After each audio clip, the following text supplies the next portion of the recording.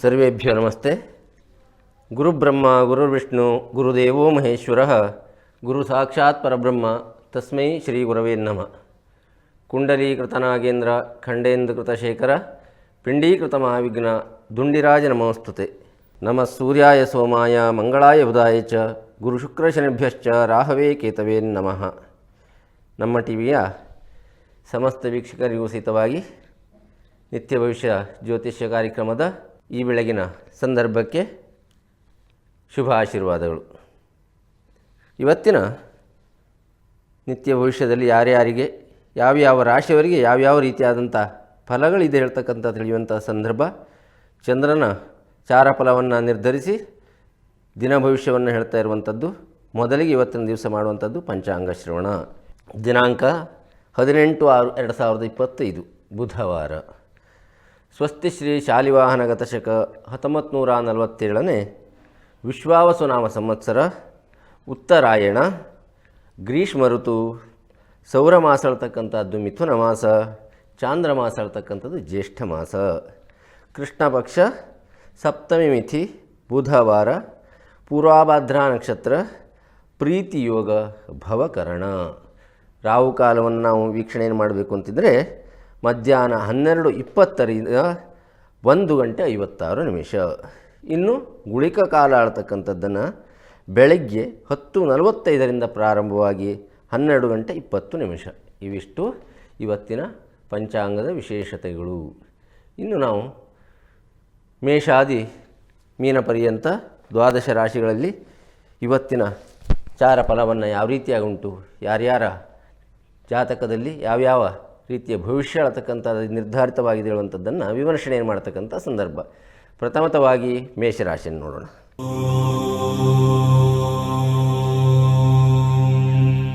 ಮೇಷರಾಶಿ ರಾಶಿಯಾಧಿಪತಿ ಹೇಳ್ತಕ್ಕಂಥವನು ಕುಜ.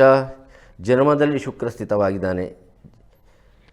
ಏಕಾದಶದಲ್ಲಿ ಚಂದ್ರ ರಾಹು ಹೇಳ್ತಕ್ಕಂಥವರು ಸಂಚಾರ ಮಾಡ್ತಾ ಇದ್ದಾರೆ. ನೋಡಿ, ಜನ್ಮದಲ್ಲಿ ಶುಕ್ರ ಆಳ್ತಕ್ಕಂಥದ್ದು ಸಂಪತ್ತು ಉಳುವಂಥದ್ದಿದೆ. ಏಕಾದಶದಲ್ಲಿ ಚಂದ್ರ ರಾಹು ಉಳುವಂಥದ್ದು ಭಯ ಸಹಿತವಾದಂಥ ಉಲ್ಲಾಸ ಆಳುವಂಥದ್ದು. ತೃತೀಯದಲ್ಲಿ ಗುರು ಸಂಚಾರ ಸ್ವಲ್ಪ ರೀತಿಯಾಗಿ ಸ್ಥಾನನಾಶ ಆಳುವಂಥದ್ದು. ಉದ್ಯೋಗ ಮಾಡ್ತಾ ಇರುವಂಥ ವ್ಯಕ್ತಿಗಳಿದ್ದರೆ ಆ ಉದ್ಯೋಗದಲ್ಲಿ ಏನೋ ರೀತಿಯಾದಂಥ ತೊಂದರೆಗಾಗ್ತಕ್ಕಂಥ ಸಾಧ್ಯತೆಗಳು ಇರುವಂಥದ್ದಿದೆ. ಸದಾ ಜಾಗೃತಿ ಹೇಳುವಂಥದ್ದು ಅವಶ್ಯಕತೆ ಉಂಟು. ಈ ಮೇಷರಾಶಿಯವರಿಗೆ ಇವತ್ತಿನ ದಿವಸ ಆ ದುರ್ಗೆಯ ಆರಾಧನೆಯನ್ನು ಮಾಡುವಂಥದ್ರಿಂದ ದುರ್ಗತಿ ನಾಶಿನಿ ಹೇಳುವಂತಕ್ಕಂಥದ್ದು ಬರುವಂಥ ಯಾವುದೇ ರೀತಿ ಕಷ್ಟ ಕಾರ್ಪಣ್ಯಗಳು ಇದ್ದರೂ ಸಹಿತವಾಗಿ ಜಗನ್ಮಾತೆಯ ಆರಾಧನೆಯಿಂದಾಗಿ ಅತಿ ಶೀಘ್ರವಾಗಿ ಪರಿಹಾರವಾಗಲಿ ಅಂತ ಪ್ರಾರ್ಥನೆಯನ್ನು ಮಾಡ್ತಾ ಮೇಷರಾಶಿಯವರಿಗೆ ಒಳ್ಳೆಯದಾಗಲಿ. ಎರಡನೆಯ ರಾಶಿ ಹೇಳುವಂಥದ್ದು ವೃಷಭ ರಾಶಿ.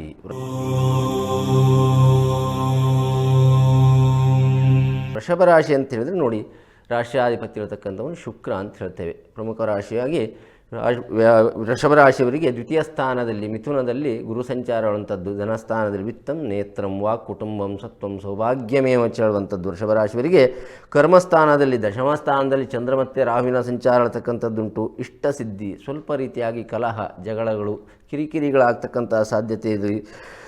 ದ್ವಿತೀಯದಲ್ಲಿ ಗುರು ರವಿ ಬುಧ ಆಳ್ತಕ್ಕಂಥವ್ರು ಸ್ಥಿತವಾಗಿರುವಂಥದ್ದುಂಟು. ಅದಕ್ಕೋಸ್ಕರವಾಗಿ ದ್ವಿತೀಯದಲ್ಲಿರುವಂಥ ಗುರುವಿನಿಂದಾಗಿ ಸ್ವಲ್ಪ ರೀತಿಯಾಗಿ ಧನಲಾಭ ಆಗುವಂಥದ್ದು, ಮಾಡ್ತಕ್ಕಂಥ ಉದ್ಯೋಗದಲ್ಲಿ ಮೇಲ್ದರ್ಜೆಗೆ ಬಡ್ತಿ ಸಿಗ್ತಕ್ಕಂಥದ್ದು, ಈ ರೀತಿಯಾದಂಥ ಒಳ್ಳೆಯ ರೀತಿಯಾದಂಥ ಒಂದು ಕಾರ್ಯಗಳು ನಡೀತಕ್ಕಂಥ ಸಾಧ್ಯತೆಗಳು ವೃಷಭ ರಾಶಿಯವರಿಗೆ ಉಂಟು. ಆ ದುರ್ಗೆಯ ಆರಾಧನೆಯನ್ನೇ ನೀವು ಮಾಡುವಂಥದ್ರಿಂದಾಗಿ, ದುರ್ಗಾ ಆರಾಧನೆಯಿಂದಾಗಿ ವೃಷಭ ರಾಶಿಯವರಿಗೂ ಸಹಿತವಾಗಿ ಇವತ್ತಿನ ದಿವಸ ಶುಭ ದಿನವಾಗುತ್ತೆ. ಇನ್ನು ಮಿಥುನ ರಾಶಿ ಹೇಳ್ತಕ್ಕಂಥದ್ದು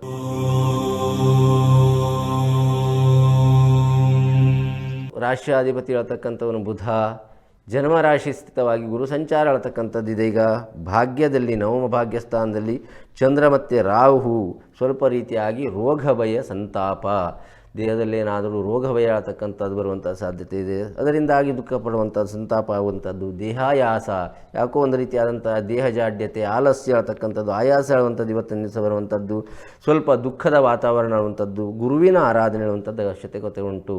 ಗುರುವಿನ ಸ್ಥಾನದಲ್ಲಿರ್ತಕ್ಕಂಥ ಆ ಗುರುವಿನ ಅನುಗ್ರಹತೆ ಇದ್ದರೆ ಗುರುವಿನ ಗುಲಾಮನಾಗುವ ತನಕ ಹೇಳುವಂಥ ಗಾದೆ ಉಂಟು. ಅದಕ್ಕೋಸ್ಕರವಾಗಿ ಹರಿಹರ ಬ್ರಹ್ಮರ ತ್ರಿಮೂರ್ತಿ ಸ್ವರೂಪವಾಗಿರ್ತಕ್ಕಂಥ ದತ್ತಾತ್ರೇಯರ ಆರಾಧನೆಯನ್ನು ಮಾಡಿ ಖಂಡಿತವಾಗಿ ಸಹಿತವಾಗಿ ಮಿಥುನ ರಾಶಿಯವರಿಗೆ ಒಳ್ಳೆಯದಾಗತ್ತೆ.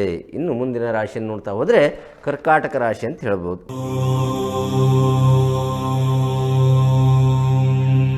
ಕರ್ಕಾಟಕ ರಾಶಿಯ ಅಧಿಪತಿ ಹೇಳ್ತಕ್ಕಂಥವನು ಚಂದ್ರ. ಅಷ್ಟಮದಲ್ಲಿ ಚಂದ್ರ ರಾಹುವಿನ ಸಂಚಾರ ಆಳ್ತಕ್ಕಂಥದ್ದುಂಟು. ರಂಧ್ರ ಭಾವದಲ್ಲಿ ಆಯುಷ್ಯ ಸ್ಥಾನದಲ್ಲಿ ಚಂದ್ರ ರಾಹುವಿನ ಸಂಚಾರ ಆಳ್ತಕ್ಕಂಥದ್ದು ಆಗ್ತಾಯಿದೆ. ಸ್ವಲ್ಪ ರೀತಿಯಾಗಿ ವಿತ್ತನಾಶ ಅನಿಷ್ಟಗಳಾಗುವಂಥ ಸಾಧ್ಯತೆಗಳು. ವ್ಯಯದಲ್ಲಿ ಗುರು ಅಳ್ತಕ್ಕಂಥವನಿದ್ದಾನೆ. 12ನೇ ಮನೆಯಲ್ಲಿ ಗುರು ಅಳುವಂಥದ್ದು ಸ್ವಲ್ಪ ರೀತಿಯಾಗಿ ವೈರಾಗ್ಯಕಾರಕ. ಯಾವುದೇ ಒಂದು ಕೆಲಸದಲ್ಲೂ ಉದಾಸೀನತೆ ಆಲಸ್ಯ ಹೇಳ್ತಕ್ಕಂಥ ಬರುವಂಥ ಸಾಧ್ಯತೆ ಇದೆ. ಅದೇ ರೀತಿಯಾಗಿ ರವಿ ಮತ್ತು ಬುಧರೂ ಸಹಿತವಾಗಿ ವ್ಯಯದಲ್ಲುಂಟು. ಪ್ರವಾಸ ಯೋಗ ಆಳುವಂಥದ್ದು ಬರುವಂಥ ಸಾಧ್ಯತೆ ಇದೆ. ಅದರಿಂದಾಗಿ ಧನನಷ್ಟ ಆಗುವಂಥದ್ದು.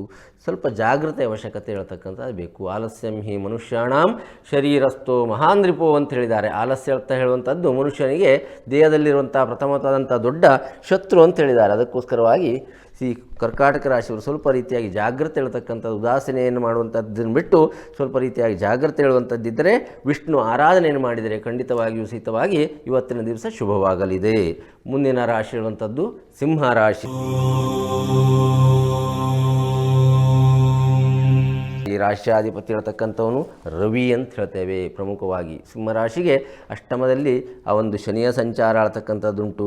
ಅದೇ ರೀತಿಯಾಗಿ ಜನ್ಮದಲ್ಲಿ ಬುಧಕೇತುವಿನ ಸಂಚಾರ ಆಳ್ತಕ್ಕಂಥದ್ದಿದೆ. ಸ್ವಲ್ಪ ರೀತಿಯಾಗಿ ರೋಗಭಯ ರಾಜಭಯ ಎರಡೂ ರೀತಿಯಾಗಿ. ರಾಜಭಯ ಅಂತ ಹೇಳಿದ್ರೆ ಮಾಡ್ತಕ್ಕಂಥ ಉದ್ಯೋಗ ಕ್ಷೇತ್ರಗಳಲ್ಲಿರುವಂಥ ಮೇಲಾಧಿಕಾರಿಗಳಿಂದ ಕಿರುಕುಳ ಆಗ್ತಕ್ಕಂಥದ್ದು, ಏನೋ ಬೈಗುಳ ತಿನ್ನುವಂಥದ್ದು, ಮನಸ್ಸಿಗೆ ಒಂದು ರೀತಿಯಾದಂಥ ದುಃಖ ಆಗ್ತಕ್ಕಂಥದ್ದು, ರೋಗ ಭಯ ಆಳ್ತಕ್ಕಂಥದ್ದು. ಆದರೆ ಏಕಾದಶದಲ್ಲಿ ಗುರುವಿನ ಅನುಗ್ರಹತೆ ಹೇಳ್ತಕ್ಕಂಥದ್ದಿದೆ. ಆ ಗುರುವಿನ ಅನುಗ್ರಹತೆ ಹೇಳುವಂಥದ್ದರಿಂದಾಗಿ ಲಾಭಸ್ಥಾನದಲ್ಲಿ ಗುರುವಂಥ ಸಂಚಾರ ಮಾಡಿದ್ದರಿಂದಾಗಿ ಧನಲಾಭವೂ ಆಗತಕ್ಕಂಥದ್ದು. ರವಿ ಬುಧರೂ ಸಹಿತವಾಗಿ ಮಾನಲಾಭವೂ ಆಗುವಂಥದ್ದು, ಸ್ಥಾನಲಾಭವೂ ಆಗುವಂಥದ್ದು.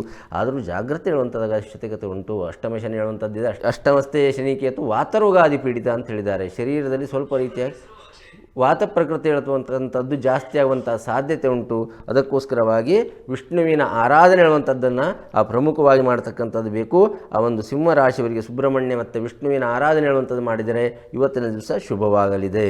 ಇನ್ನು ಮುಂದಿನ ವಾರದ ರಾಶಿಯನ್ನು ನೋಡುವಂಥದ್ದಾದರೆ ಕನ್ಯಾ ರಾಶಿ ಅಂತ ಹೇಳ್ತೇವೆ.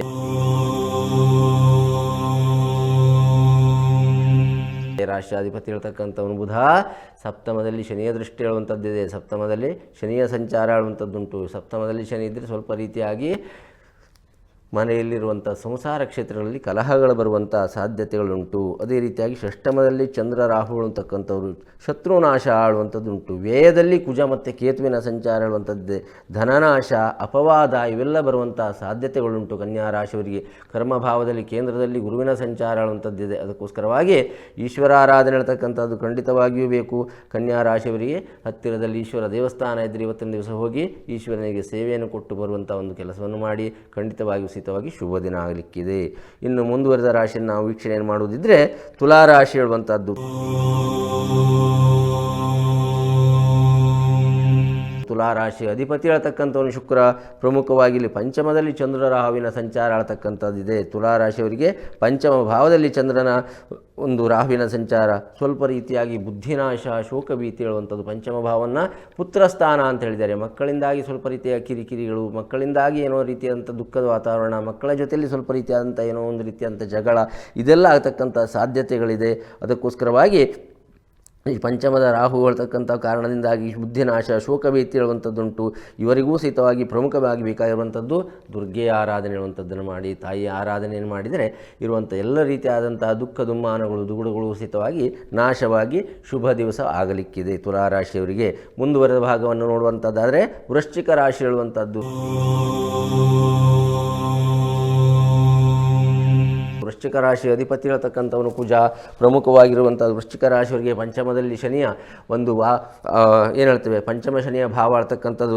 ಅದರ ಪರಿಣಾಮ ಅನ್ನುವಂಥ ಪಂಚಮಸ್ಥೆ ಶನಿಶ್ಚಯ ಆಂಧ್ರನಾಮ ಕಷ್ಟಪ್ರದಾಯಕ ಅಂತ ಹೇಳಿದ್ದಾರೆ. ಅದೇ ರೀತಿಯಾಗಿ ಚತುರ್ಥ ಸ್ಥಾನದಲ್ಲಿ ಚಂದ್ರ ರಾಹು ಹೇಳ್ತಕ್ಕಂಥವ್ರು ಸ್ವಲ್ಪ ರೀತಿಯಾಗಿ ಮಾನಹಾನಿ ಆಗ್ತಕ್ಕಂಥದ್ದು, ಮನೋಭಯ ಬರ್ತಕ್ಕಂಥದ್ದು, ಪಂಚಮ ಶನಿಯಿಂದಾಗಿ ಕಷ್ಟಪ್ರದ ಆಳ್ತಕ್ಕಂಥದ್ದಿದೆ. ಅದಕ್ಕೋಸ್ಕರವಾಗಿ ವೃಶ್ಚಿಕ ರಾಶಿಯವರು ಸ್ವಲ್ಪ ರೀತಿಯಾದಂಥ ಜಾಗ್ರತೆಗಳ ಅವಶ್ಯಕತೆ ಹೇಳುವಂಥದ್ದುಂಟು. ಇವರಿಗೂ ಸಹಿತವಾಗಿ ಬೇಕಾಗಿರುವಂಥದ್ದು ಈಶ್ವರ ಆರಾಧನೆ ಹೇಳುವಂಥದ್ದು. ಈಶ್ವರ ದೇವಸ್ಥಾನಕ್ಕೆ ಹೋಗಿ ರುದ್ರಾಭಿಷೇಕಗಳನ್ನು ಶಿವಪೂಜೆಗಳನ್ನು ಮಾಡಿಸಿಕೊಂಡು ಬರುವಂಥ ಒಂದು ಕ್ರಮವನ್ನು ಮಾಡಿ ಬರ್ತಕ್ಕಂಥ ಎಲ್ಲ ಕಷ್ಟಗಳು ನಿವಾರಣೆ ಆಗುತ್ತೆ ಈಶ್ವರ ದೇವರ ಅನುಗ್ರಹತೆಯಿಂದ. ಈ ದಿನ ಶುಭ ದಿನವಾಗಲಿಕ್ಕಿದೆ. ಇನ್ನು ಮುಂದುವರೆದಂಥ ರಾಶಿ ಅಂತ ಹೇಳಿದ್ರೆ ಧನುರ್ರಾಶಿ ಹೇಳುವಂಥದ್ದು.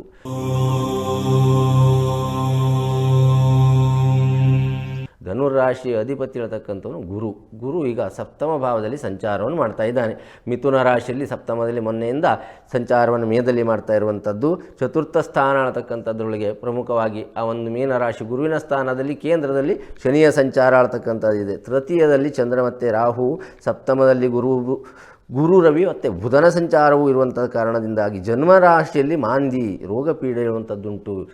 ರೋಗಿ ಕ್ಷತಾಂಗೋ ಗುಳಿಕೆ ತನುಸ್ತೆ ಹೇಳುವಂಥದ್ದುಂಟು. ಆ ಭಾವವನ್ನು ನಾಶವನ್ನು ಮಾಡ್ತಾನೆ. ಮಾಂದಿ ಅಂತಂದರೆ ಮಂದನ ಮಗ ಮಾಂದಿ. ಮಂದ ಅಂತಂದರೆ ಶನಿಯ ಮಗ ಹೇಳ್ತಕ್ಕಂಥವನು ಗುಳಿಕ, ಅವನಿಗೆ ಮಾಂದಿ ಅಂತ ಹೇಳ್ತೇವೆ. ಅದಕ್ಕಾಗಿ ರೋಗ ಪೀಡೆ ಹೇಳುವಂಥದ್ದು, ಸ್ವಲ್ಪ ರೀತಿಯಾಗಿ ಮನೋಗೊಂದಲ ಆಳುವಂಥದ್ದೆಲ್ಲ ಬರುವಂಥದ್ದಿರುತ್ತೆ. ವಿಷ್ಣುವಿನ ಆರಾಧನೆ ಮಾಡುವಂಥದ್ದನ್ನು ಮಾಡಿಕೊಳ್ಳಿ. ಪ್ರಮುಖವಾಗಿ ಬೇಕಾಗಿರುವಂಥದ್ದು ಧನುರಾಶಿಗೆ ಗುರುವಿನ ಒಂದು ದೃಷ್ಟಿ ಇರತಕ್ಕಂಥದ್ದಿದ್ದರೂ ಸಹಿತವಾಗಿ ಆ ಒಂದು ಜನ್ಮರಾಶಿ ಸ್ಥಿತವಾದಂಥ ಆ ಒಂದು ಮಾಂದಿಯಿಂದಾಗಿ ಆ ಒಂದು ಸ್ವಲ್ಪ ರೀತಿಯಾದಂಥ ಗೊಂದಲಗಳು ಬರುವಂಥ ಸಾಧ್ಯತೆ ಇದೆ. ವಿಷ್ಣು ಆರಾಧನೆಯನ್ನು ಮಾಡಿ ಶುಭವಾಗುತ್ತೆ. ಮುಂದಿನ ರಾಶಿ ಇರುವಂಥದ್ದನ್ನು ಮಕರ ರಾಶಿ ಅಂತ ಹೇಳ್ತೇವೆ. ಮಕರ ರಾಶಿಯಲ್ಲಿ ದ್ವಿತೀಯ ಸ್ಥಾನದಲ್ಲಿ ಚಂದ್ರ ಮತ್ತು ರಾಹು. ದ್ವಿತೀಯ ಸ್ಥಾನವನ್ನು ಧನಸ್ಥಾನ ಅಂತ ಹೇಳಿದ್ರು. ವಿತ್ತಂ ನೇತ್ರಂ ವಾ ಕುಟುಂಬಂ ಸತ್ವಂ ಸೌಭಾಗ್ಯಮೇವಚ. ವಿತ್ತ ನೇತ್ರ ಅಂತಂದ್ರೆ ಕಣ್ಣು, ವಾಕ್ ಅಂತಂದ್ರೆ ಮಾತು, ಕುಟುಂಬ ನಮ್ಮ ಕುಟುಂಬ, ಸತ್ವ ಸೌಭಾಗ್ಯ ಇವೆಲ್ಲವೂ ಸಹಿತವಾಗಿ ದ್ವಿತೀಯ ಸ್ಥಾನಕ್ಕೆ ಸಂಬಂಧಪಟ್ಟಿರುವಂಥದ್ದು. ಆ ಸ್ಥಾನದಲ್ಲೇ ಪ್ರಮುಖವಾಗಿ ಈಗ ಒಂದು ಮಕರ ರಾಶಿಗೆ ದ್ವಿತೀಯ ಸ್ಥಾನದಲ್ಲಿ ಚಂದ್ರ ಮತ್ತು ರಾಹುವಿನ ಸಂಚಾರವಿರುವಂಥ ಕಾರಣದಿಂದಾಗಿ ದ್ರವ್ಯನಾಶ, ಕಲಹ. ತೃತೀಯ ಭಾವದಲ್ಲಿ ಪ್ರಮುಖವಾಗಿ ಶನಿ ಹೇಳ್ತಕ್ಕಂಥ ಒಂದು ಸಂಚಾರ ಇದೆ. ಸ್ವಲ್ಪ ರೀತಿಯಾಗಿ ಧನಲಾಭ ಆಗುವಂಥದ್ದು, ರೋಗನಾಶ ಆಗ್ತಕ್ಕಂಥದ್ದು, ಶತ್ರುಪೀಡೆಗಳು ಬರುವಂಥ ಸಾಧ್ಯತೆಗಳುಂಟು. ಇವರಿಗೂ ಸಹಿತವಾಗಿ ಈಶ್ವರ ಆರಾಧನೆ ಇರತಕ್ಕಂಥದ್ದು ಅಗತ್ಯತೆ ಇದೆ. ಈಶ್ವರ ಆರಾಧನೆ ಮಾಡುವಂಥದ್ರಿಂದಾಗಿ ಬರುವಂಥ ದೋಷಗಳೆಲ್ಲ ನಿವಾರಣೆ ಆಗತ್ತೆ. ಮಕರ ರಾಶಿಯವರಿಗೆ ಶುಭವಾಗಲಿ. ಮುಂದುವರೆದ ಭಾಗವಾಗಿ ಕುಂಭರಾಶಿ ಅಂತ ಹೇಳ್ತೇವೆ.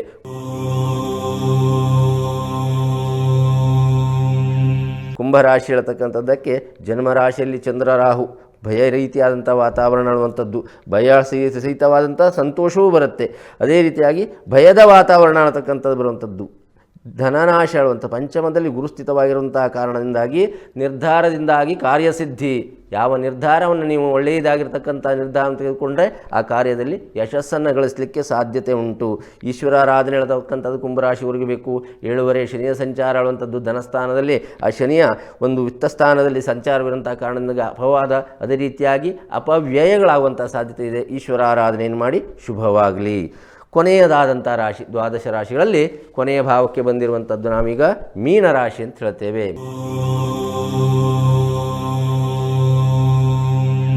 ಮೀನರಾಶಿಯ ಅಧಿಪತಿ ಹೇಳ್ತಕ್ಕಂಥವನು ಗುರು ಚತುರ್ಥ ಸ್ಥಾನದಲ್ಲಿ ಮಿಥುನ ರಾಶಿಯಲ್ಲಿ ಸಂಚಾರವನ್ನು ಮಾಡ್ತಾ ಇದ್ದಾನೆ. ಜನ್ಮರಾಶಿ ಸ್ಥಿತವಾಗಿರ್ತಕ್ಕಂಥ ಶನಿ ಹೇಳುವಂಥದ್ದು, ಅದೇ ರೀತಿಯಾಗಿ ವ್ಯಯಭಾವದಲ್ಲಿ ಚಂದ್ರ ಮತ್ತು ರಾಹುವಿನ ಸಂಚಾರ ಹೇಳುವಂಥದ್ದಿದೆ. ಧನನಾಶ, ಸರ್ವಭೀತಿ, ಎಲ್ಲ ಕಡೆಯಲ್ಲೂ ಸ್ವಲ್ಪ ರೀತಿಯಾಗಿ ಭೀತಿಯ ವಾತಾವರಣ ಅನ್ನುವಂಥದ್ದು.